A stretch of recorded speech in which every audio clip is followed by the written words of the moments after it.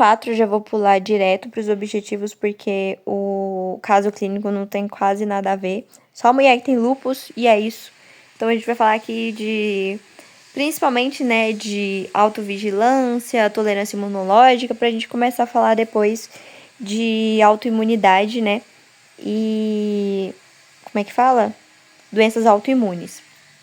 Primeiramente, identificar e apresentar as principais células apresentadoras de antígeno, células dendrítica, macrófago e linfócito B.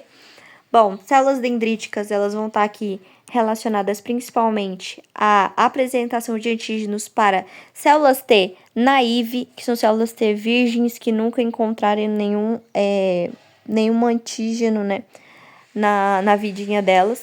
Então, as células dendríticas, elas vão estar aqui, né, fazendo o processo de ativação de linfócitos T naive, que vão se multiplicar, né, e se diferenciar em células T efetoras. O macrófago, ele já vai ali, né, atuar em uma célula T que já foi... Como é que é o nome? Que já foi... Uma célula T que já foi ativada. Então, ela vai promover ali, né, ele vai apresentar esse macrófago provavelmente para uma célula T reguladora. A célula T reguladora vai ali promover a quimiotaxia e promover a ativação de mais macrófagos, né, para matar aquele patógeno. As células B vão estar ali relacionadas à ativação de células T também, mas a ativação de células B e vão ali promover a produção de anticorpos por aquele processo que eu já falei. Então, é bem tranquilo esse problema aqui. Tolerância imunológica e autoimunidade. Nesse processo, a gente tem a ideia que a tolerância imunológica é a capacidade do sistema imunológico de não reagir a substâncias próprias do organismo, que esse processo é chamado de autoantígenos, né? No caso, autoantígenos são moléculas, partículas normais do organismo, mas que quando ali reconhecidas por linfócitos, eles são chamados de autoantígenos. A tolerância é estabelecida por meio de diversos mecanismos. Eles incluem a deleção clonal, que vai ser a eliminação, né, desses linfócitos que vão expressar ali autoafinidade com autoantígenos. A gente tem a anergia, que é a inativação funcional de linfócitos. A gente vai explicar cada um melhor depois. A supressão, que vai ser a atuação de células T regulatórias que vão suprimir a atividade de outras células imunes. E a gente tem a ignorância imunológica, que vai ser a separação de alguns autoantígenos do sistema imunológico, impedindo o contato e a resposta imune.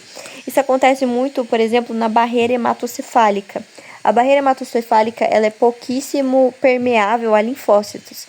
Então, a gente esconde muito autoantígeno, muitas partículas que podem ativar essas células T nessa barreira que os linfócitos não conseguem ultrapassar e, consequentemente, não conseguem atacar partículas do corpo. Quando acontece, né, algum trauma, os linfócitos B, eles podem entrar em contato com esses autoantígenos e começar a atacar o próprio corpo. A gente tem dois processos de tolerância, né? Tolerância central e tolerância periférica. A tolerância principal, a tolerância central, ela vai estar envolvido, né, com a garantia de que linfócitos T imaturos, no caso naive, né, maduros mais virgens, se tornem incapazes de responder a autoantígenos que são expressos nos órgãos linfóides geradores. Então, nesse local pode acontecer, né, a deleção clonal, ou seja, a apoptose de linfócitos B, de linfócitos T. Eles vão mudar sua especificidade. No caso de linfócitos B, ele vai mudar, né, se ele é um plasmócito de IgG, ele vai começar a produzir IgE, alguma coisa assim, para evitar, né, a formação de anticorpos contra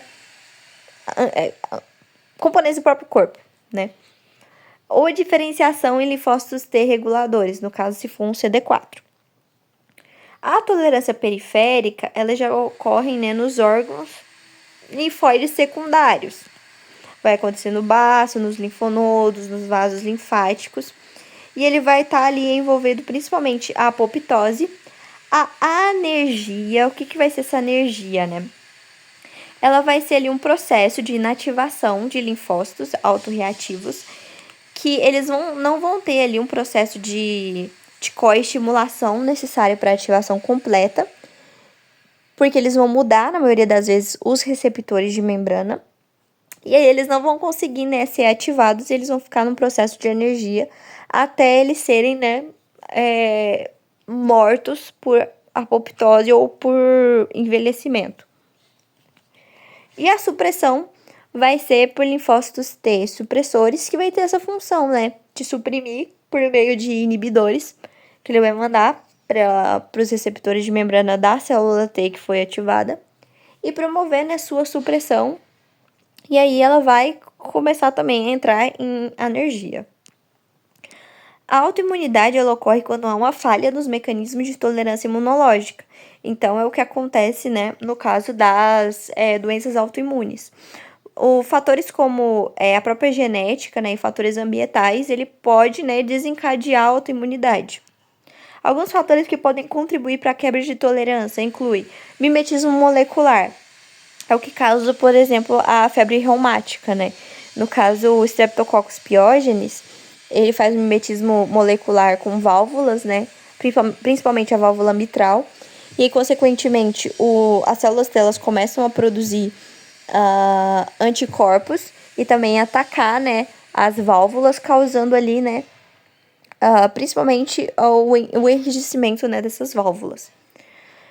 Liberação de autoantígenos ocultos. Então, a gente pode, que nem eu falei ali, a gente causa um trauma, né? Por exemplo, um trauma cerebral e pode promover, né, o encontro desses autoantígenos que estavam ali escondidos, né, por barreiras fisiológicas e acabar ali causando, né, a autoimunidade. Modificação de autoantígenos, alterações em proteínas próprias induzidas por infecções ou medicamentos, podem torná-las estranhas. Desregulação das células regulatórias ou deficiência, né, das Treg pode levar a perda de supressão de células autorreativas. Isso aqui acontece principalmente por fatores genéticos. Relação entre tolerância imunológica e autoimunidade. Bom, a autoimunidade vai acontecer como consequência da falha ou da quebra, né, da tolerância imunológica, causando ali, né, doenças autoimunes. Classificação de doenças autoimunes. Elas podem ser sistêmicas, quando elas afetam mais de um órgão, ou órgão específicas, quando elas atingem um órgão específico. Um exemplo de doença autoimune sistêmica é o lúpus, que a gente já vai falar mais pra frente. E órgãos específicas, a gente pode falar da diabetes, né?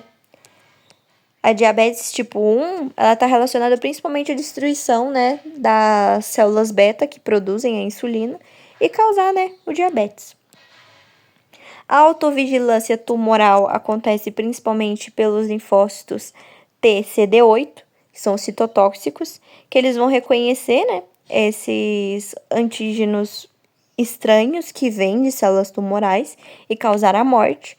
Algumas vezes essas células tumorais, elas têm um mecanismo de inteligentes, né, que elas param de apresentar, né, os MHC, e aí, consequentemente, atua, né, o linfócito NK, que vai ser, né, a célula responsável por matar, por meio de grânulos ali tóxicos para aquela célula, né, a lise dessa célula e, consequentemente, morte do tumor. E, em geral, é isso. Acabamos o problema 4.